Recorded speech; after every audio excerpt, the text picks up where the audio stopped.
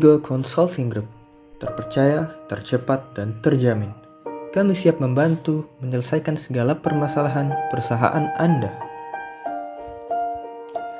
Seperti yang dikatakan oleh Linda Fisher Thornton, at its best, leadership development is not an event, it's a capacity building endeavor. It's a process of human growth and development. Berikut permasalahan yang kami identifikasi beserta rekomendasi yang kami berikan. Permasalahan pertama, Republik Indonesia belum memiliki pusat data. PT Telkom Indonesia sebagai perusahaan informasi dan komunikasi serta penyedia jaringan telekomunikasi sudah seharusnya mengembangkan infrastruktur digital. Dalam hal ini, area perubahan yang harus ditingkatkan adalah network berupa Satu Data Indonesia. Oleh karena itu, strategi penguatan kapasitas yang harus dilaksanakan berada pada level sistem karena network berpengaruh terhadap organisasi dan juga individu. Terdapat 4 rekomendasi yang dapat dilakukan. Yang pertama, PT Telkom Indonesia Tbk membangun pusat data atau clouding system berupa Satu Data Indonesia untuk menjadi agregator database di Indonesia. Yang kedua, PT Telkom Indonesia mendorong inovasi strategi teknologi digital dan melindungi database Indonesia. Yang ketiga, mengembangkan infrastruktur digital yang tersebar di seluruh wilayah Indonesia. Dan yang keempat, melahirkan transformasi strategi digital. Untuk selanjutnya, terdapat 4 stakeholder yang dapat membantu pengembangan capacity building ini. Yang pertama, government atau pemerintah, yaitu mengoptimalkan penggunaan sistem informasi eksekutif atau EIS dan meningkatkan keamanan data secara nasional. Yang kedua, ada citizen atau masyarakat yang menggunakan Satu Data Indonesia atau big data yang dimiliki oleh Telkom untuk hal yang positif dan memberikan kritik konstruktif terhadap PT Telkom. Yang ketiga, terhadap itu menciptakan inovasi baru dan mensosialisasikan inovasi dari PT Telkom. Dan yang keempat, ada investor yang memanfaatkan kemudahan berinvestasi dengan menanamkan modal. Perubahan berikutnya dapat dilaksanakan di area sumber daya manusia. Strategi penguatan kapasitas yang harus dilakukan berada pada level individu dan organisasi. Karena setiap individu memiliki perbedaan kompetensi yang harus dikelola secara optimal sehingga mencapai suatu koordinasi dan sinkronisasi yang maksimal. Terdapat 2 rekomendasi mendasar pada area ini. Yang pertama adalah rekrutmen tenaga kerja yang berkompetensi dan memiliki latar belakang informatika, serta mereka yang siap menghadapi revolusi industri 5.0. Rekomendasi yang kedua adalah mempersiapkan sumber daya manusia yang sudah ada untuk siap menghadapi revolusi industri 5.0 juga. Terdapat 3 stakeholder yang dapat membantu dalam area ini. Yang pertama adalah direktur utama, sebagai role model dan pemegang jabatan tertinggi. Jika ia memiliki visi yang sudah sesuai dengan industri 5.0, tentu transformasi akan lebih mudah dilakukan untuk jajaran yang berada di bawah-bawahnya. Berikutnya adalah tim core yang terdiri dari direktur bagian dan juga manajer tiap divisi. Mereka berfungsi sebagai penyambung rantai komando dan merekalah yang bertanggung jawab dalam pemanfaatan sumber daya manusia serta daily operation. Dan yang ketiga adalah grup corporate transformation. Dasar utama dalam transformasi organisasi beserta sumber daya manusia di dalamnya dapat dilakukan dengan cara ini, yaitu pemanfaatan change agent, baik dari luar maupun dari dalam organisasi itu sendiri yang bergerak sebagai katalis untuk mempercepat transformasi.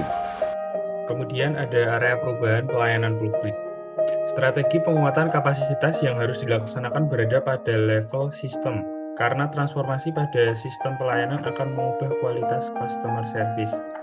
Jadi di sini ada 2 rekomendasi yang kami berikan kepada PT Telkom. Yang pertama, ada perbaikan terhadap keluhan pelanggan mengenai gangguan provider.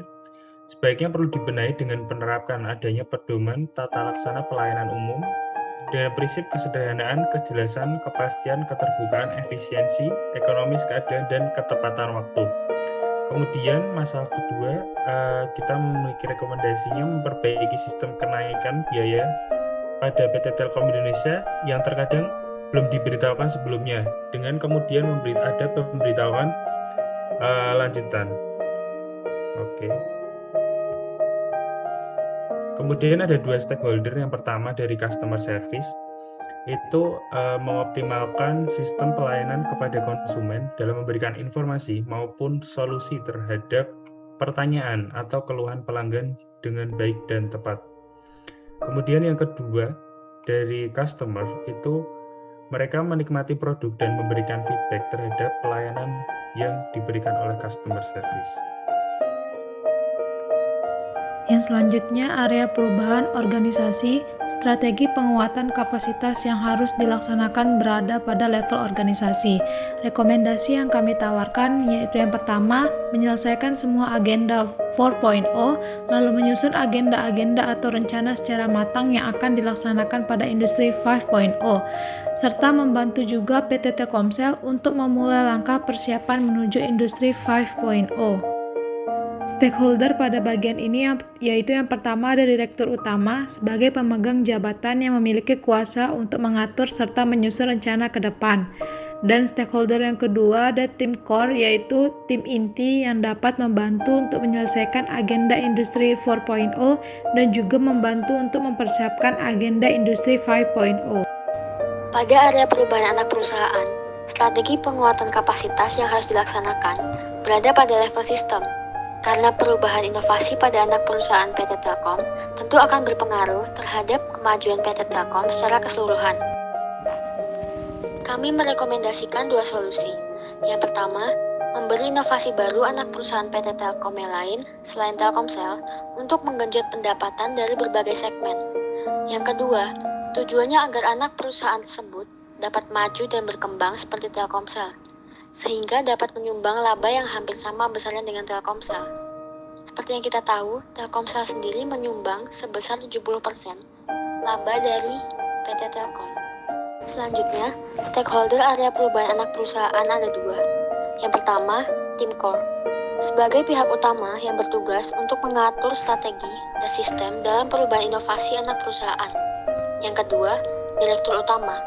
Sebagai pihak yang membantu menyusun dan mendukung proses berjalannya strategi penginovasian anak perusahaan. This is us. Sekian pemaparan capacity building dari EasyGo Consulting untuk menunjang kualitas dan kemajuan PT Telkom.